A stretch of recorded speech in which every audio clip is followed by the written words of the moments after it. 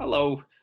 Today we are joined with Richard Kim and Rebecca Kim from CBD Oil of Dayton.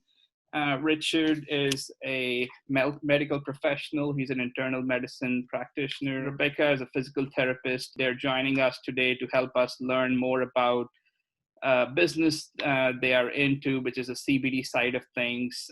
We're very excited to have both of you in this series, helping small businesses to get more publicity and marketing and outreach of their products, as well as helping people to know how small businesses are doing during this COVID time. So welcome, Rebecca and Richard. Looking forward to this conversation. Yeah, thanks for having us. Yeah, absolutely. So let's get started. And I do take some notes during these discussions. So sometimes I've had some past feedback where people are like, why are you not focusing on me? And I'm like, I'm still used to taking some notes whenever I can. So as a start of the journey, I think it's very interesting for us to learn about, how you got started with CBD. You have a very unique experience with, your headache fellowship at Dartmouth. And now, of course, you are into the residency at Wright State. So help us understand for people who may not know CBD as well as you would, what got you motivated to get into this area for your first small business? Yeah, so basically through my medical training, we didn't really talk about or get much education in cannabis as a medicine. Mm-hmm. And after my headache fellowship, I'm a practicing headache specialist. And in Ohio, we're a little bit late to the game as far as states in the country. But as our medical marijuana program started rolling out, I really became interested in that because there's a lot of at least anecdotal evidence that it can help a lot of people. Mm-hmm. And with the whole opioid crisis in the country, I thought that might be a good treatment route for certain individuals. And as I was learning about medical marijuana, we came across CBD and how it also could have a lot of potential medicinal benefits, but it's not intoxicating. It doesn't get you high, so you can actually take it and function during the day. Right. Um, and a lot of employers are kind of not approving of having using medical marijuana. And so Becca and I, she's a physical therapist, we both had a lot of people come up to us and ask us about it. And we found that there's just a lot of misinformation out there, or just people didn't know. And there's a lot of CBD stores popping up, but the educational aspect wasn't there. I think that's where our backgrounds kind of came into play, because we're both really into education, and we're focusing on that. And because I always tell them, yes, we're doctors, but we're not your doctor, but we can help guide you. Clearly, you should always speak to your physician as well.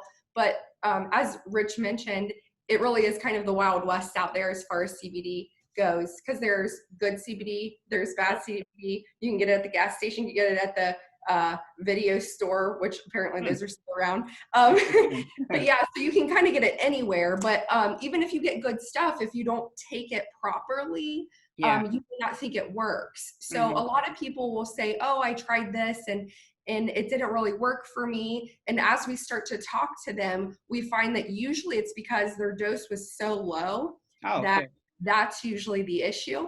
And again, sometimes it is that it just wasn't good quality stuff. So our big thing here at our store is education, like Richard mentioned.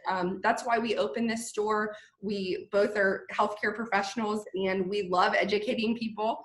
And we just wanted to make this more affordable. So it is a small business. We're not franchised.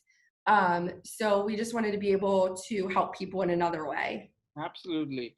I think you mentioned a few points, and some of it I've personally experienced in just discussion with friends, that, like the availability of CBD anywhere these days ends up adding to that chaos of misinformation, as well as half-baked knowledge, even from employer side. adds up to it. It's very interesting that, you spoke about how your core of the business or, philosophy, if I may say, is education. And with that example you gave about, customers coming to you saying, hey, it didn't work because the dosage wasn't right. And that's where perhaps your background comes into picture, that you can be into more hand-holding mode as opposed to other CBD businesses out there.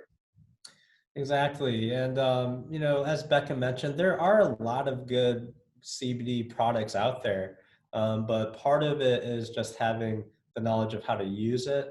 Yeah. And then there's some businesses out there that just kind of promote CBD as this magic elixir, saying it's going to help with everything, but it doesn't. And so we try to be honest, let people know, is there any sort of scientific data that CBD will help a certain condition versus another. Okay. We're just honest. If there's no evidence out there, we'll tell them. So we just mainly want to educate people, and we have free educational seminars that we hold here in our classroom.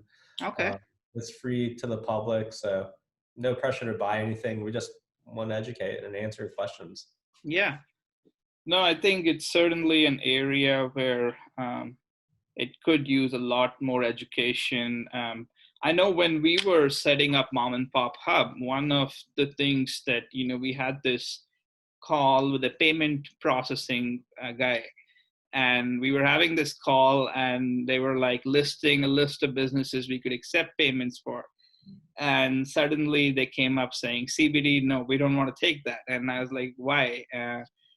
The person couldn't explain to me anything. It's just, this is what my boss said. This is what my boss's boss said. But that was where I was like, yeah, there's something somebody has to logically explain to me why we cannot help a sector which is being approved slowly, gradually by governments across the nation and even worldwide. So yeah, I think that's certainly something I've experienced firsthand, as misinformation driving some, operational problems also. Is that an area, I'm just curious, maybe sidetracking a little, but how are you guys managing? Is there an online activity you guys have for your store, and is there a payment processing you guys do for that?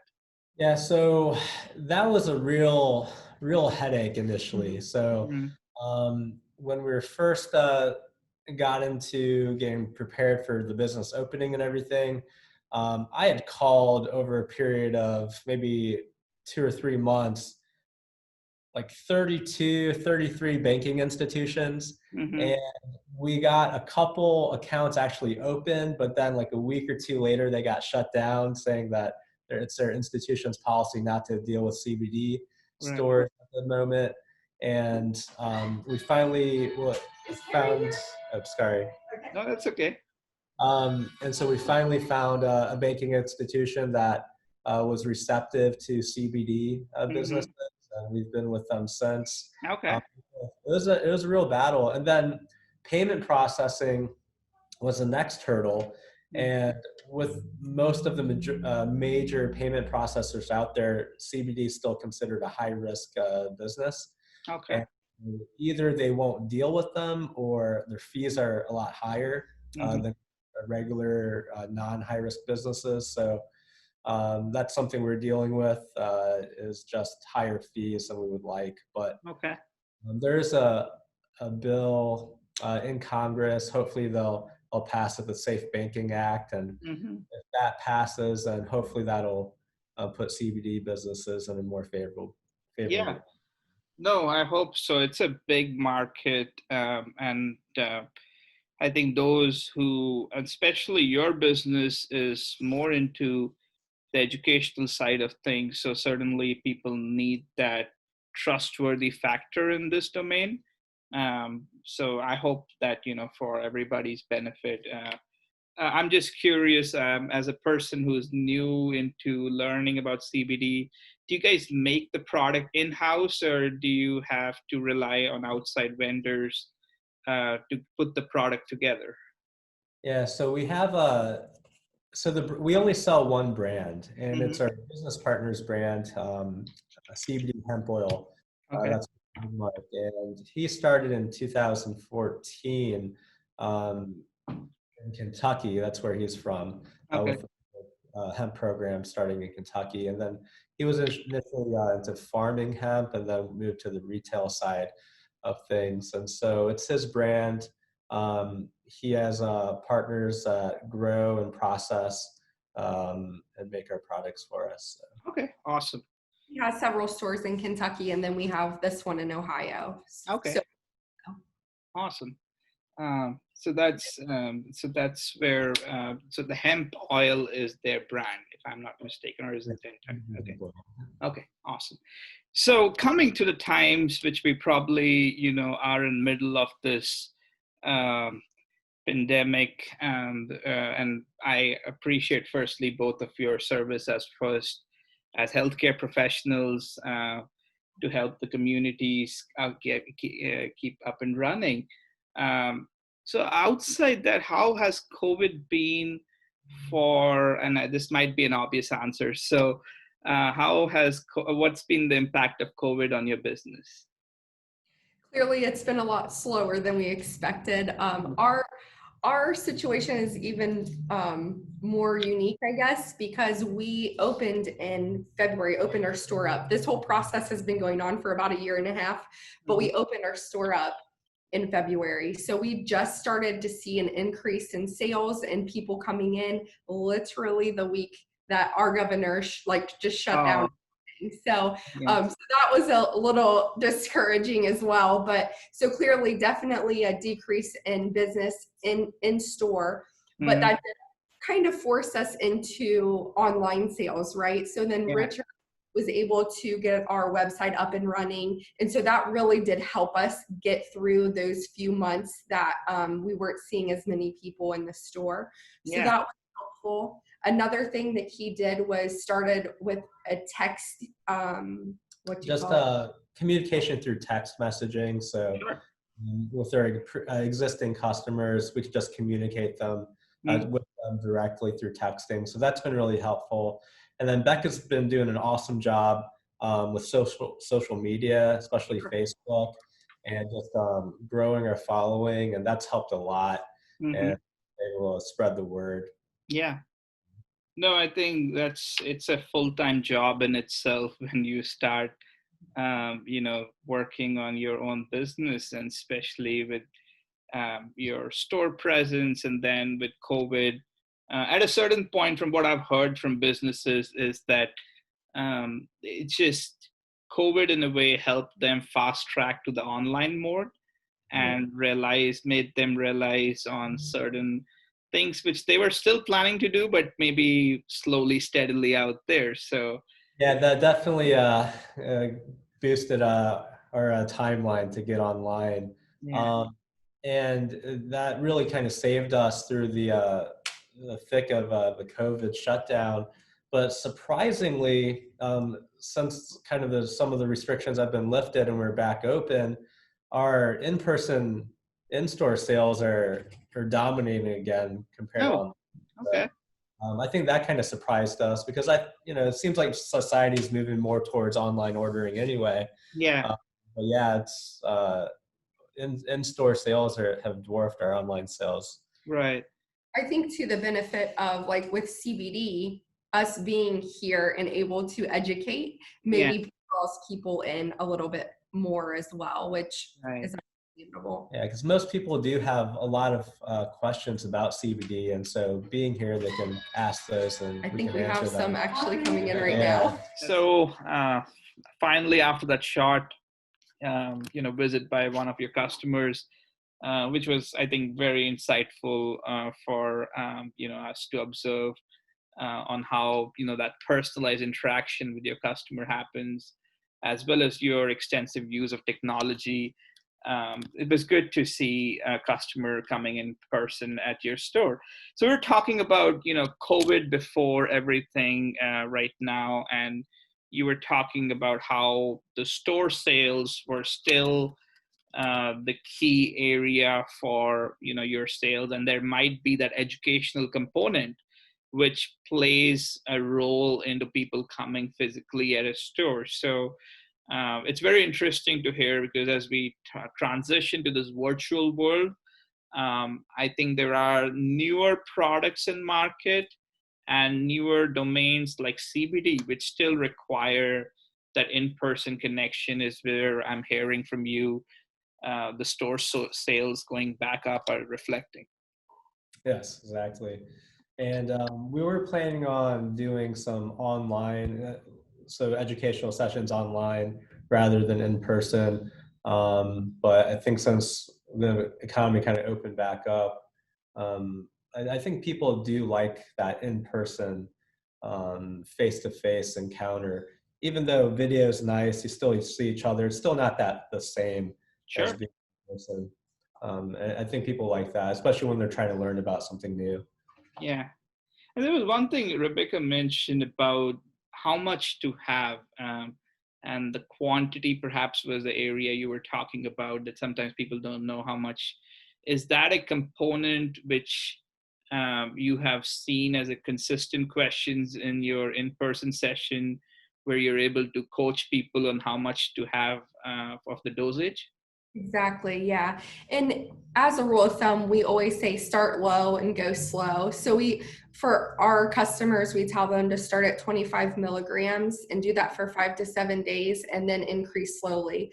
Luckily, our droppers are graduated, so you can actually measure out the amounts, which is nice. You don't have to sit there and count a drop in the mirror, so that's good. So yeah, we try to educate them on that, but everyone's different is the other thing. So like Richard and I both take different amounts for sleep. I only take 15 milligrams, he takes 75. Mm-hmm. So there's a lot that goes into it, but just helping them coach kind of through that, and then knowing they can always call and ask us too. Cause I feel like I always throw a lot of information out. I know I talk fast. Sure. So I always tell them, if you have any questions at all, just give me a call. It's not a problem. We don't mind at all. I would rather you take it and it work than just get frustrated and quit when it really could help you. Yeah. And yeah, one thing we see quite frequently is people taking a CBD from a different company, and they're not really sure. Bless you. They're not really sure how much they're exactly taking. Mm-hmm. The bottle says a certain number of milligrams, but they're not sure. The dropper might not be marked off, so they're just kind of guessing. So we try to guesswork out, at least as far as how much they're actually taking. Mm-hmm. And then the other component is just finding the right dose for the individual. Right. I think another thing too that just dawned on you when you were saying that, questions that people have is like, what's in our oil too. So we have third-party lab tests. The COAs are on our website, so you can actually look that up and see what's in the bottle that you're taking. Mm-hmm. And again, we've had people come in and say, well, I asked this company or whatnot, they won't tell us. Huh. And I don't know, like personally, I want to know what I'm putting in my body, right? And if I want to ask that question, I would expect an answer. Mm-hmm. So that's something else that we've seen quite frequently, people coming in saying that. So. Right. And I think with your healthcare and medicine background, that's the kind of branding one could just expect naturally, that you would want that to be something you need to be aware before you start selling it. So I think that's probably an area which people locally as well as people are getting to know your brand. That certainly adds to the factor that they are trusting, as well as knowing that you have that whole scientific background behind things. So that's great to hear that. I'm just curious, and I know we spoke about COVID and some of the challenges. But outside COVID, during regular times, and I know you started in February, so these are early days. But what were some of the challenges you experienced, and are you able to give some examples on how you perhaps overcame those challenges on those early days? Oh, the early days. Well, it was COVID was enough of a challenge. Here, I'll tell you that. Something that I just noticed, like we are in a strip mall complex, so once certain stores got shut down, like the dry cleaner, they closed certain hours and then certain days. The liquor store right down the way, a lot less traffic once that happened. Interesting. So that's something that we saw. Clearly, the more traffic we see, because we have a lot of restaurants around us as well. Yeah. Now, that kind of picked up as out, like the first few weeks, it was very slow. And then people started getting takeout.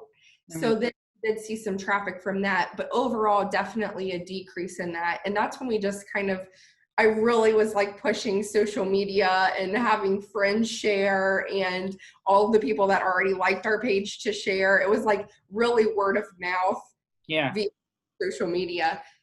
Yeah, that was huge. And Becca made some contacts with some other local businesses, and they kind of did this kind of co-op thing where they would share each other's business info. And that really, our following just blew up after that. So that was really helpful. And I think that's what drove a lot of our new customers coming in. Right. Word of mouth, locally, and the kind of like free advertising through social media. Yeah, absolutely. And we've been reaching out and like taking flyers to a lot of businesses, but at the same time, we're like, well, if people aren't going in those businesses, how are they going to see them? Some of them work. The other things like just reaching out to other, I guess, healthcare providers and things like that, just to let them know about us, right? Yeah. So that's been helpful. I'm trying to think what else. Yeah, I mean, mainly just the online outreach, or Google My Business listing as well, making posts there, making sure that's up to date and current and active, because that's how most people find us, is online. Yeah. We're also a part of a couple of the local Chamber of Commerce, and that's helpful to meet other small businesses, and then we kind of help each other out. And we have a platform in one of the area chambers where we were meeting at a coffee shop and discussing like, well, what does our customer look like? What is our who are we trying to reach? How can they help us? And same, learning how we could help them. So that was really neat. That that was like right before COVID happened too, but that was really insightful. Yeah, I think that's interesting, the example you mentioned about just a liquor shop and dry cleaner next door, and how that was kind of adding to some of the traffic effect on your business.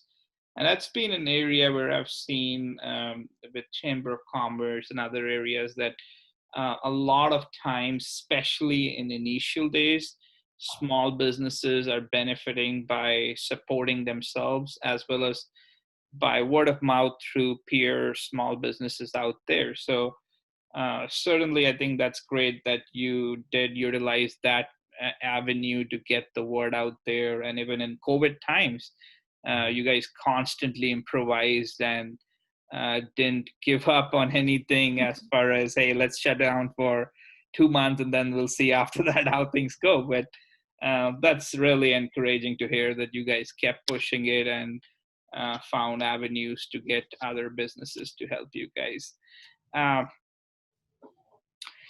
So one area to wrap up our discussion today, and I know nobody can match your profile, in my opinion. You guys come from, this, and I've said it enough number of times to bore you guys, but if there are a lot of people who are looking into the CBD side of things as a potential business opportunity, do you have any advice for people looking into this area? For things to consider before they, really start investing seriously into this opportunity? Yeah, I think a lot of it depends on the market that they want to open up in. I will say some markets are kind of already oversaturated. And so just across the river from Ohio and Kentucky, there's been CBD stores closing down already. And so I think we kind of lucked out in Ohio and Dayton, Ohio specifically, because Ohio didn't pass their hemp laws till just this past fall. Mm-hmm. So we got in pretty early because there's an abundance of hemp being grown in the U.S. right now. So, Okay. and so you have to have something that sets you apart too. So luckily for us, with our healthcare background and interest in cannabis, and knowing the science behind it, that helps us set us apart a little bit. Okay. But yeah, just finding something that makes you stand out compared to the other CBD Right. businesses. I guess the market sizing and, just the overall, I like asking these questions, like you were saying, Rebecca, about the group you joined where they made you think about who your customers are. And that's a big area that at times, in this world of social media, people jump on opportunities without perhaps doing due diligence and research to evaluate these points up front. So certainly something which I think you guys have, looked into. I know it's late for you guys, and thank you very much, for taking time. I know you have, you mentioned you have 2 young kids to take care of, so I'll let you guys go. But this was such a great opportunity to talk to you guys. And I'm going to pause for a second the recording so that we can have a little bit of a informal chat. But thank you, Rebecca and Richard, again for joining us today. Thank you for having us. Yeah, Appreciate it. Appreciate the opportunity. We have we one have that your wants to daughter say here. hi. Okay, absolutely. Hey, how are you? What's your good name? This is Callie. Callie, okay. Hey, Callie, how are you? Did you make any sales today? What do you tell everybody when they come and you give them our card? What do we say? Tell your friends. Tell your friends. That is awesome. That's the one social media thing which has been working for you, Rebecca. Yeah. That's awesome. A family business, and just the entire family getting involved is, what people love to see behind the scenes. So thank you very much for sharing this moment with me. I'm going to pause, but we're not going to end the call